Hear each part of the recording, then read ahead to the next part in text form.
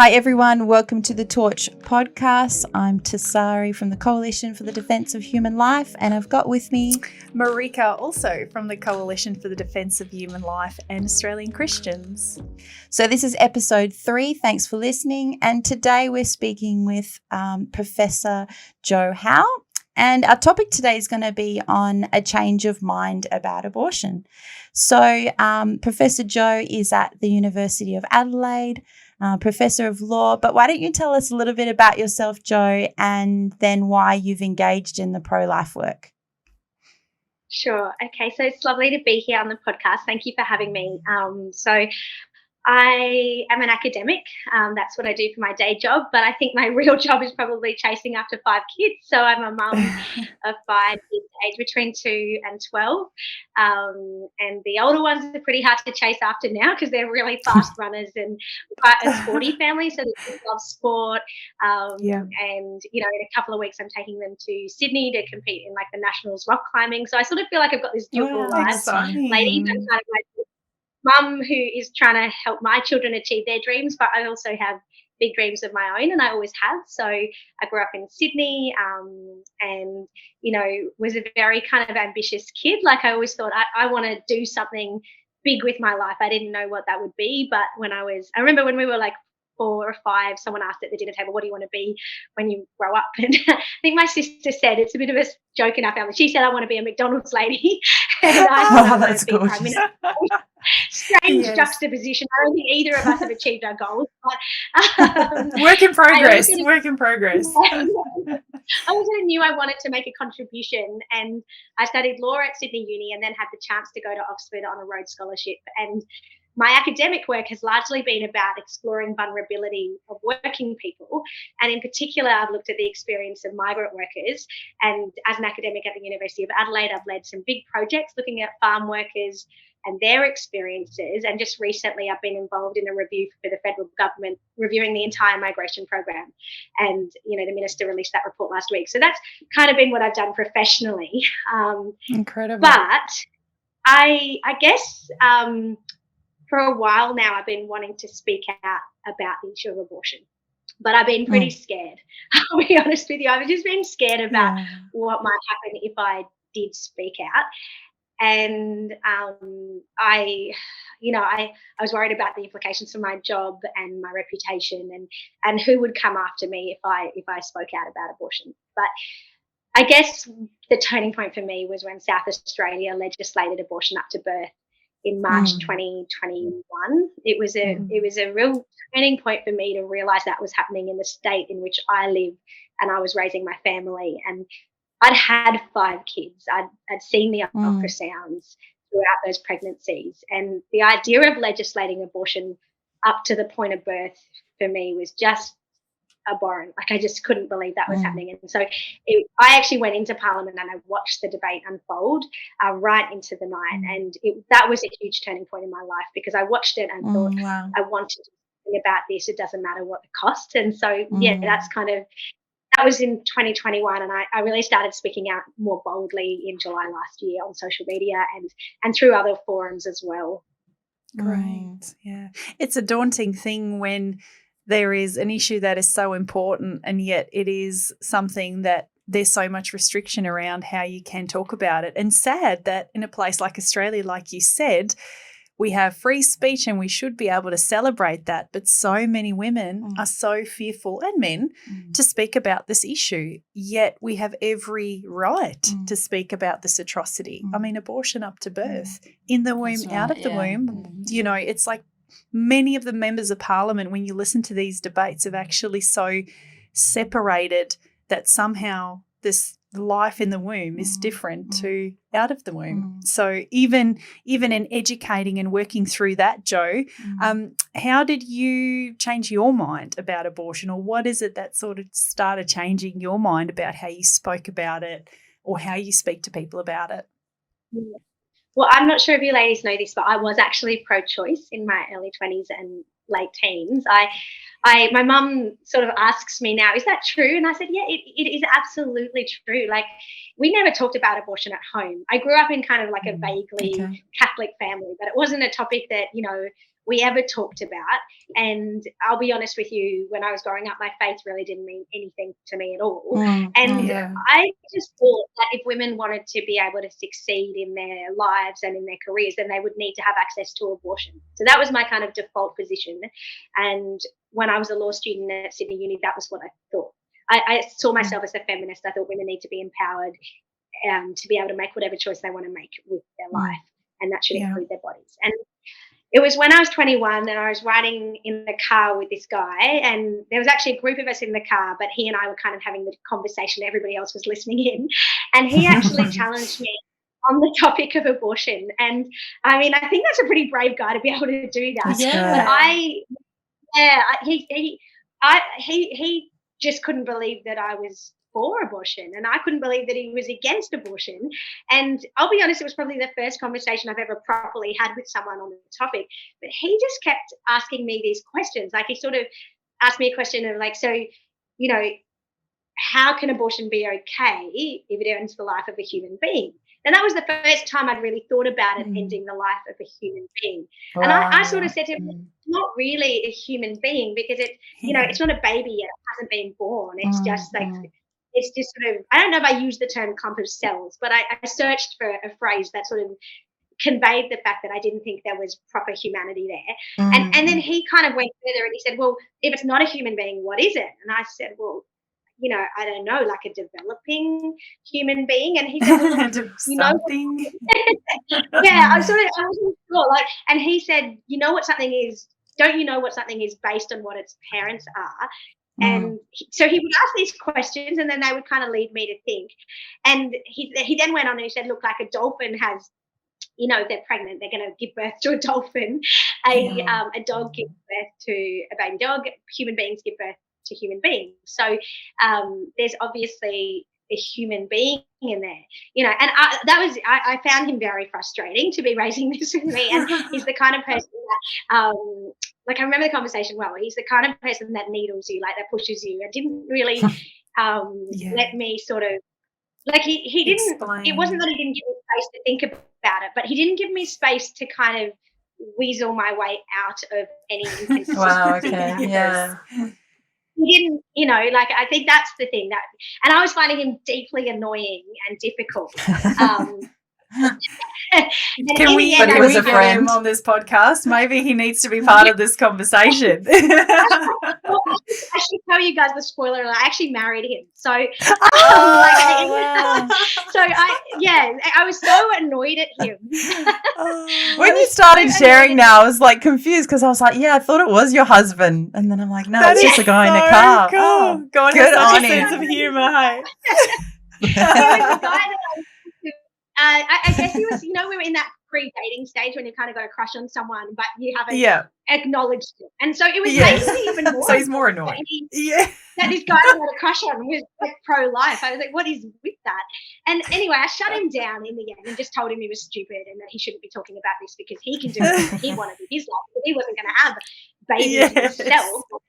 Yes. And then and that's sort of where we ended it. But then I was actually working at the time for a trade union, so Bill Shorten in Victoria. And I had the luxury of my office, and I went in my lunch break because he definitely planted a seed, and closed the door to my office and started Googling the topic. And I think it was probably the first time I'd really looked into it. And I started looking at journal articles about abortion. And actually one of the journal articles that popped up was a picture of aborted, like it was a journal article, but then in the journal article there were pictures of aborted fetuses. And so you could actually see the physical form of a baby, like from 12 weeks. There was a picture, and then the arms, legs, face, and like you know, it was pretty intense, actually. I'll be honest with you. Like, it really struck me, gosh, this is a human being. This is not just like some clump of cells. It is a baby in utero that's in a woman. If I'm for abortion, then I have to be for ending the life of a human being. Yes. Yes. And it was that humanity of the baby that struck me, and I knew that abortion was wrong, and I knew I couldn't be for it. That was a moment of real conviction in my life. I was 21, and it wasn't like I then decided there and then that this was going to be the issue that I devoted my life to. Yes. But I remember thinking, like, I remember then, going back to James, who later became my husband, and having conversations with him and with other people. And I remember thinking, like, I remember even then being struck by the fact that this was the human rights issue for our time. Like, I thought, if this is, like, we're killing human beings en masse in the name of women's rights and empowerment, and we're telling women that this is best for them.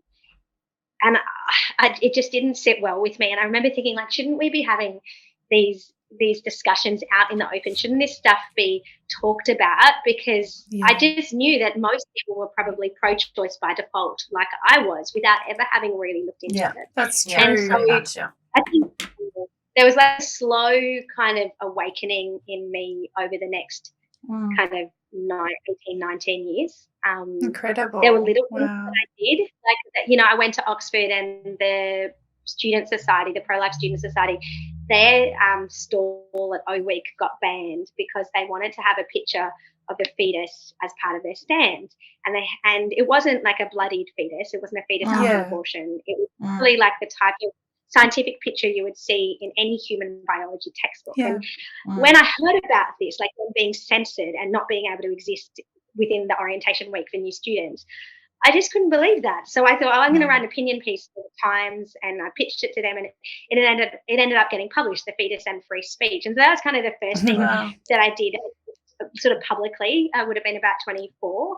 But then when I started my first academic job at Adelaide Uni, prominent feminist Anne Summers had just given a speech. So this was in about 2012. And she had said, you can't be pro-life and be a feminist. And again, like I was, I think I was about 28.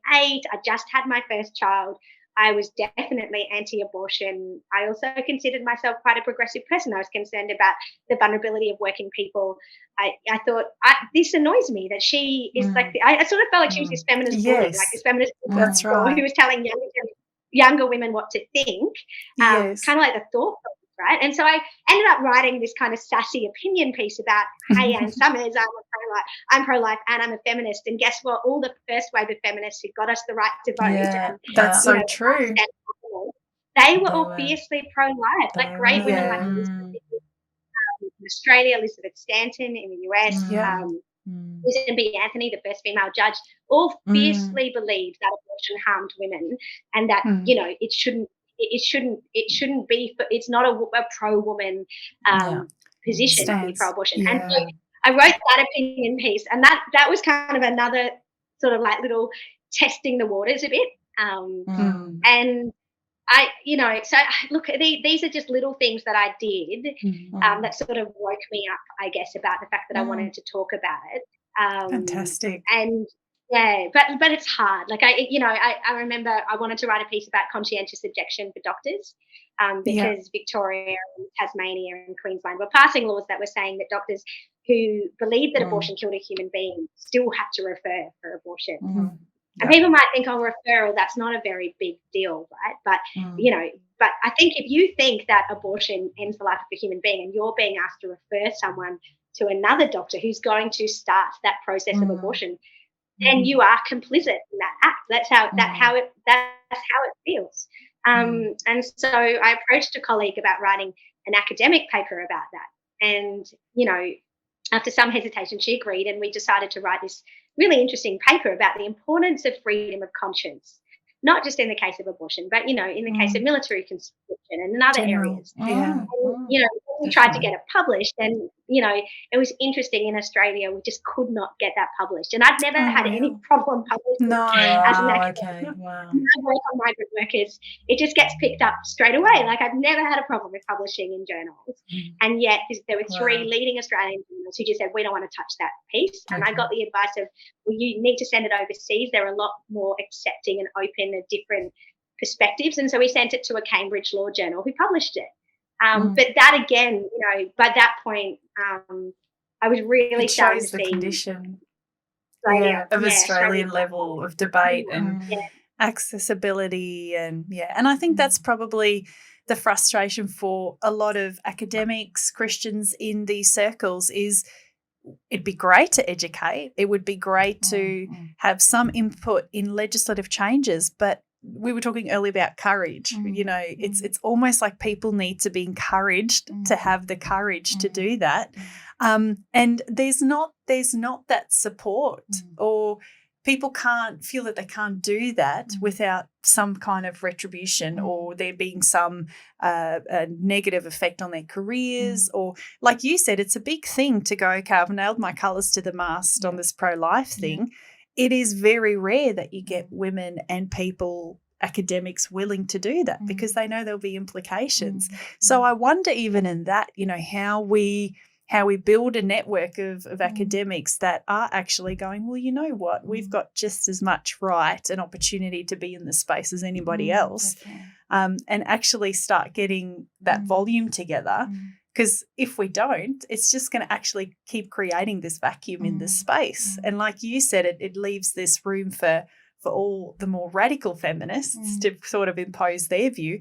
I mean, I even saw the other day, you know, there's a secular pro-life group that's around as well. So we know that the pro-life stance isn't a conservative Christian thing. There are people that are actually realising, well, hang on, this is actually taking a human life. Like, how are we okay with that? Right, yeah. So it's removing that, even that whole classification of, oh, that's just a conservative or just a Christian thing. It's like, well, no, hang on, it's actually not.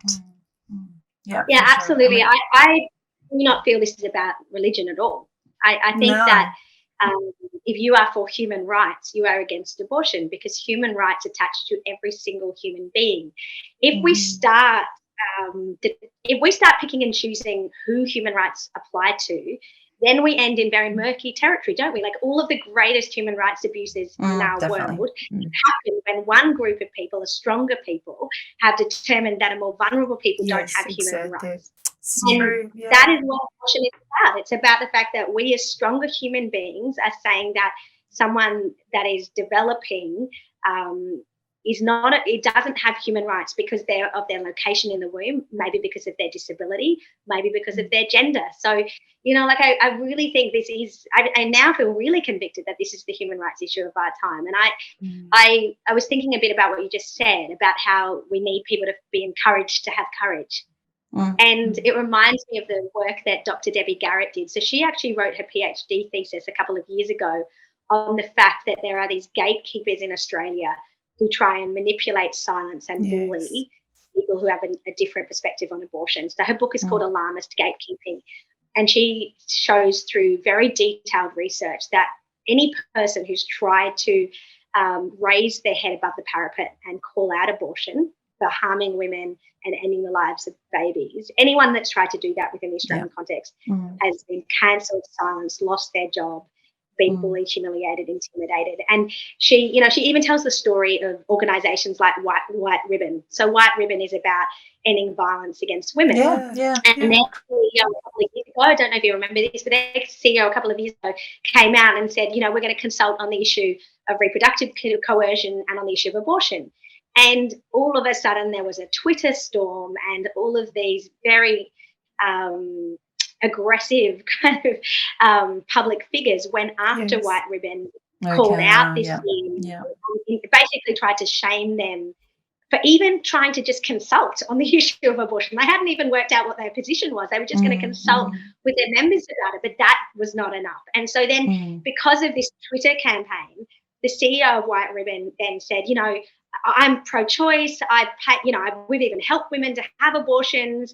They took down the consultation page and they put up a new statement saying we are a pro-choice organisation.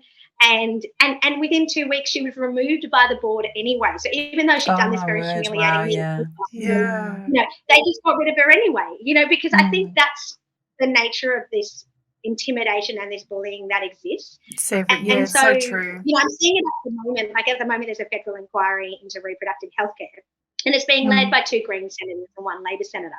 And I know personally of over 1,500 pro-life Australians who have written submissions for this inquiry, and they have not published, you know, even just a small fraction of these submissions online. So submissions were starting to get published at the end of January, and what they were putting out were groups, pro-abortion groups, pro-surrogacy groups, pro-LGBTIQ groups like the Abortion Project and Fair Agenda, which literally campaign for abortion.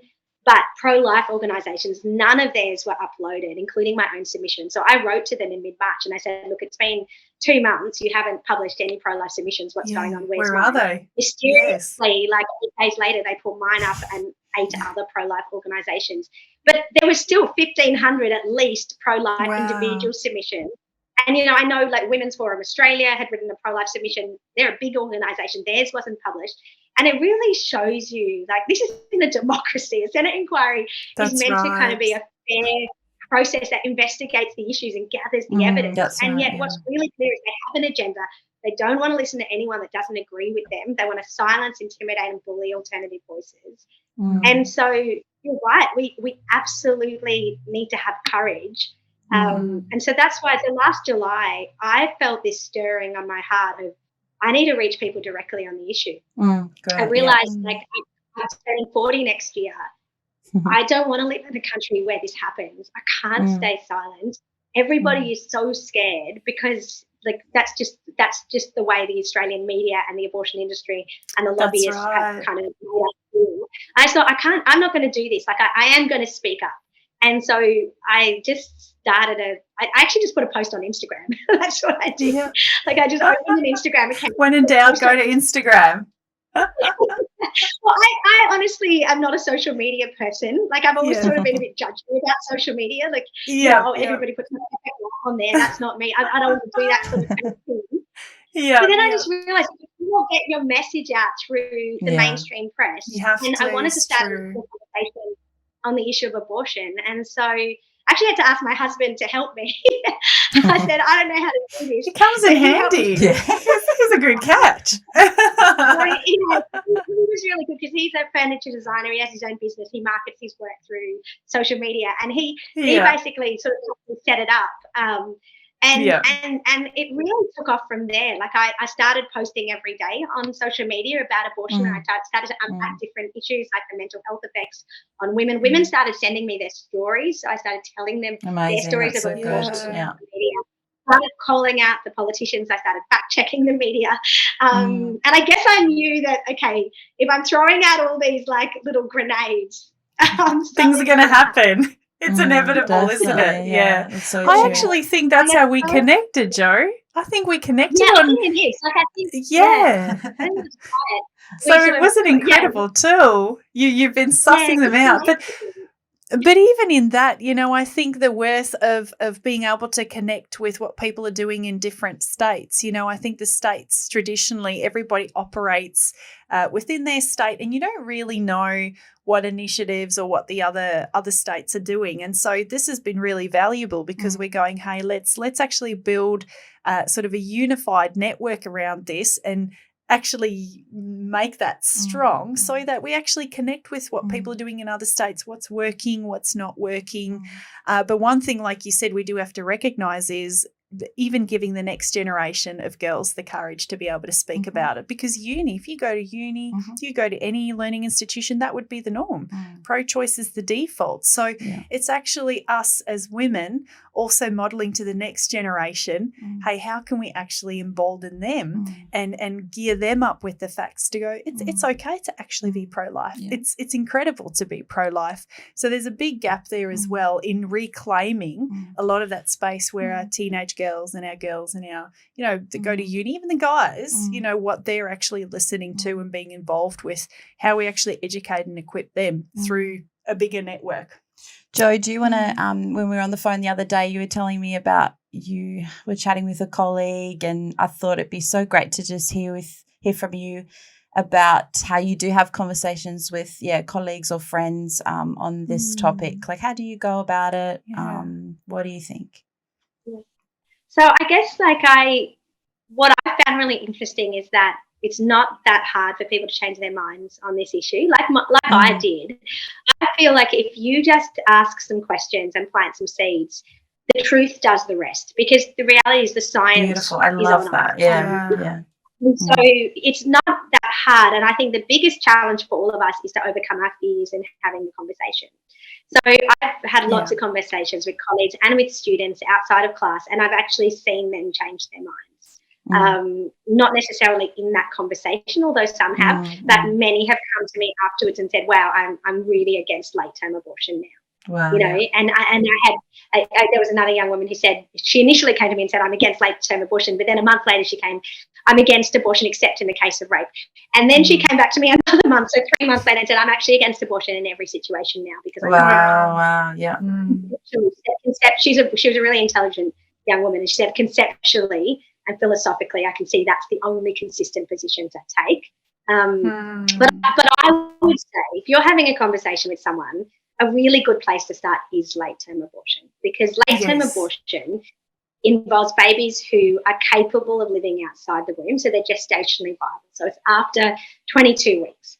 Yeah. And these babies are pain capable, so they can feel pain, and they are fully developed. And we know that babies have been born from that gestation and live perfectly healthy lives, you know. So we know that can happen. And so, and the process of a late-term abortion, which a lot of people don't realise, is actually a mother has to go through labour and deliver a dead baby. And most of the time they inject potassium chloride into the mother's uterus, and the baby dies in utero. So that's called feticide. And, you know, I think that's interesting. Feticide, you know, like genocide, homicide. This is killing. The word it's choice, all right? Yeah. And so feticide kills a human being in utero, but the mother delivers that dead baby. And what I would argue is that we just need to allow those babies to be delivered alive and to be placed up for adoption, because there are big adoption queues. These babies clearly have human rights. They're gestationally viable. And so the way to sort of unpack and open that issue, I think, is to say to someone, so you're against abortion, but are you against it in all circumstances? They'll say yes. Okay, that's what they will say.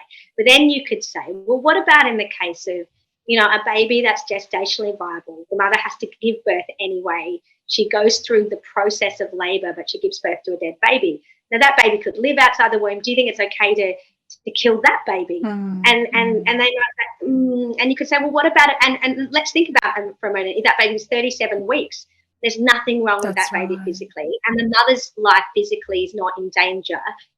Is it okay to kill that baby at 37 weeks when we know that 25% of babies are born at 37 weeks? It's full term. They'll say to you then, that doesn't happen, because I've had that. You know, they'll say that doesn't happen. And that's when we turn around to them and say, it does happen. In 2011 in Victoria, we know of a baby at 37 weeks. She was physically healthy. Her mum was physically healthy. She was killed through abortion. But we also know that, you know, there's close to 5,000 babies who are gestationally viable in Queensland and Victoria in the last 10 years who have lost their life, 4,929 babies who have lost their life to late-term abortion. Is that okay? So you can ask that question. Another question I would ask, though, is it okay to abort a baby because of her gender or because she's disabled? And again, they'll say, oh, that doesn't happen. But we know that sex selection does happen. There's a Latrobe study that shows that. But the country that I'm from, in India, we know there'll be nearly 6 million fewer girl babies being born by 2030 because of sex-selective abortion. We know that babies are routinely discriminated against for disability. So I think picking out some of these issues, like, are you okay with ending the life of a human being because they're disabled? Are you okay with ending the life of a human being because they're a girl? Are you okay with ending the life of a human being that could live outside the womb and will have to be poisoned before birth and delivered? Sobering questions. Like, is any of that okay? Like, you know, I think it's really hard for a reasonable person to turn around and say, yeah, that's fine. I think it's great. I just hear that it's provoking. Asking those questions is provoking, which I think is really important. Yeah. And being comfortable enough to have those conversations as well. And of course, there's always a million things that we can do and have to do. But of course, one of the practical things we can do, and a major part to this, is speaking of the value of loving them both, and of course praying and making sure that that's available too. So whether someone has been through an abortion, that we're able to actually support them in a way as well, that they don't feel that the decision they've made. I mean, a lot of people, as Anushka often shares with us, some girls will have abortion, women will have abortion, they'll never think about it again. But, there comes a point where all these women actually face what they've done. So for us, we want to go, hey, as a response, we can keep lobbying, we can keep pushing changes in legislation, but we can also create a space to pray for them and to actually go, hey, there actually is healing available as well, which is so important too. Definitely. And I love what you said before, what you're telling us about James, because I just want to end it, I suppose, with we need to be the James in Jo's world. We just that one conversation, provoked you to really think about it over time, and you had that awakening. And the other thing I love that you said before was that the truth, the truth will have its way and the truth will come out. And the truth is a person, that's the Holy Spirit. And so it says he's a witness. And so the truth will come out. And I think, being brave enough to have the conversation. When you mentioned before as well, you came to, go on social media and be public and start doing all this research because of you were just ready to count the cost. And I just feel, if we're ready to do that, then Jo, you're pretty unstoppable. And I'm also sitting with somebody else that's pretty unstoppable. So forced to be reckoned with, all of us. And Daryl, that actually is not in this picture, but he's here. No, it's incredible. It's a good starting point. I feel like there's always enough grace for every situation. And I was scared about posting that first time. But since then, I've gone out on not just Instagram, but TikTok, Facebook, and now a YouTube channel. So if I could encourage your listeners to just follow me at Dr. Joanna Howe, to subscribe to my YouTube channel. The aim is to inspire and raise up and inform a new pro-life generation here in Australia. And I believe that we can do this. I believe that if we do this together, we will have the numbers. An Ipsos poll just last year showed that only 39% of Australians support abortion up to 20 weeks. So imagine how low it would be up to 40 weeks. All we need to do is ask the questions, start the conversation, share content on social. So, you might not want to post a video yourself, but you can just share content in your story. You can DM it. All of this stuff makes a huge difference, and it is that ripple. We saw that with ending slavery. We will see that with ending abortion. And it's not about changing the laws. I actually think it's about changing hearts and minds so that abortion is unthinkable, because we know that it harms women. That's the key thing. It hurts women. It's not a good, empowering choice for women. There's so much more we can do to help women, and we should be doing those things. Yes, here. Absolutely, Oh, fantastic. Oh, well, we really, really appreciated having you, Joanna. You are a champion. Yeah, keep fighting the good fight. I'm sure we'll have many more conversations with you in the future. We'll definitely share some of those helpful links on the podcast. But just, thank you so much for what you're doing, and just praying God's protection over you, your family, and just, keep and having safety that courage. with rock climbing. And safety with rock climbing and kids and the whole 9 yards. No, it was so incredible having you, Jo. Thanks you so much. Have a beautiful day. Thank you, ladies. See ya. Bye.